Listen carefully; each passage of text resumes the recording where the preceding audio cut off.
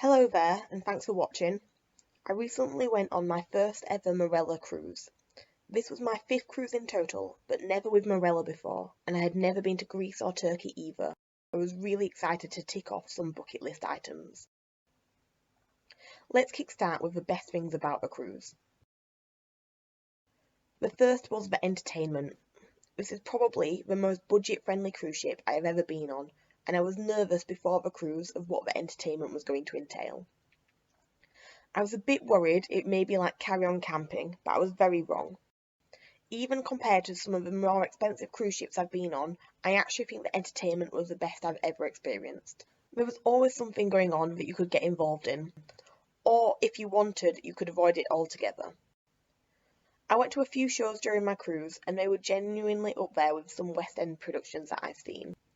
Throughout the day, there would be quizzes and bingo by the pool, or in the Squid and Anchor pub that was on board. One of the things I really enjoyed was grabbing a drink from the bar and then going to the cinema in the afternoon for a bit of downtime. The second was the shore excursions. I normally cruise with celebrity cruisers, and as much as I love celebrity, I've got to say the shore excursions with Marella were far better as they were so much more cost effective. There definitely wasn't the same level of variety. Personally, I really enjoy going horse riding or something a bit more adventurous. The only thing that was offered of that nature was daily cycle tours, which looked really popular. I went on 3 shore excursions, one in Turkey, one in Santorini, and one in Athens. Turkey and Santorini were brilliant. Unfortunately, our tour guide for Athens wasn't great, as she was struggling to keep up with the group herself and made a couple of anti-British jokes, which ruffled the feathers of a lot of the tour, unfortunately. My parents were booked on the same tour as me and my brother, but because we were in different cabins, we were on different coaches. Even though we'd paid for the same itinerary, their tour guide took them to the original Olympic Stadium, which unfortunately we missed out on as we drove past it on the bus. However, even despite our Athens tour guide not being the best, I have got to give it to Marella, based on the cost difference between them and other cruise providers I've travelled with.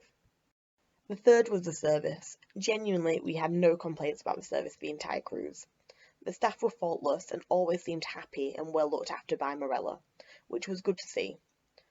On my grandma's birthday, we paid to go for specialty dining, and they made a real fuss of her, which she loved. You definitely notice that there is a lower staff to guest ratio than some of the more expensive cruise companies, but this did not affect our cruise negatively at all. The itinerary of the cruise was great. We sailed from Corfu to our first destination of Crete. Unfortunately, we managed to time this cruise during a Mediterranean storm. The captain of the ship accommodated for this and parked at the other side of the island so that we'd be safer getting in and out of port. And then Marella put on a shuttle coach each way to the centre of Crete. Crete was beautiful, and I'd definitely go back for a longer visit, hopefully in better weather though. We then travelled to Santorini. Santorini has recently become a tourist hotspot, and you will definitely see your fair share of influencers and models taking photos here. We were lucky as we were one of the first excursion groups to leave the ship, so managed to miss it being too packed, but if you can, you definitely want to get up as early as possible to miss the crowds for this one.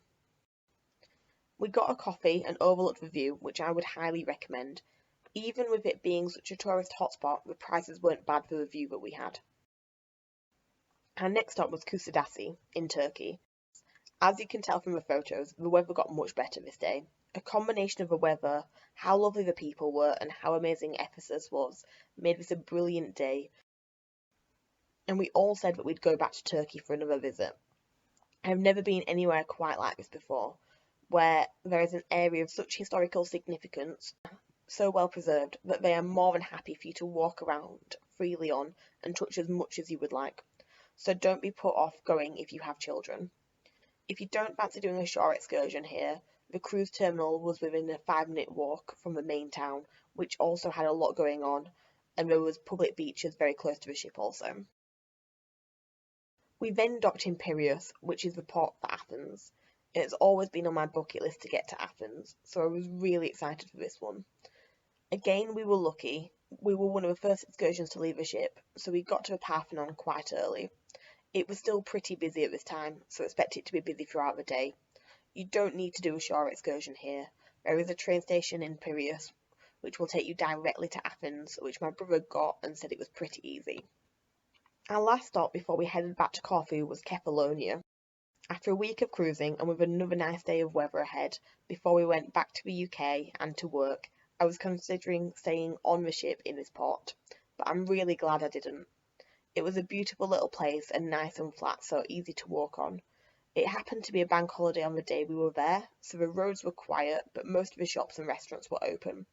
There was also a tourist train from the port to allow guests to see Kefalonia easily, and it seemed pretty inexpensive. Now on to the worst things, which I'm going to caveat did not take away from our enjoyment of the overall cruise. The first is the food. I am a foodie. Whilst on holiday, I like to try new food. On Marella, the food is very much aimed at the British market. You will not be short of meat and two veg, which was perfect for my grandma, but for the rest of us it was quite limiting. There were a number of included restaurants that offered alternatives to the main dining restaurant, including a pizza restaurant and a tapas restaurant. But to be honest, even at these places the food was mediocre. Definitely not bad, but not for the standards that I've previously experienced with high-end cruise lines. During the evening, the main dining restaurant splits into two, with a portion of the bottom floor becoming an Italian restaurant, which me and my brother enjoyed eating at a couple of nights. Our best dining experience on board was at the specialty dining restaurant Surf and Turf.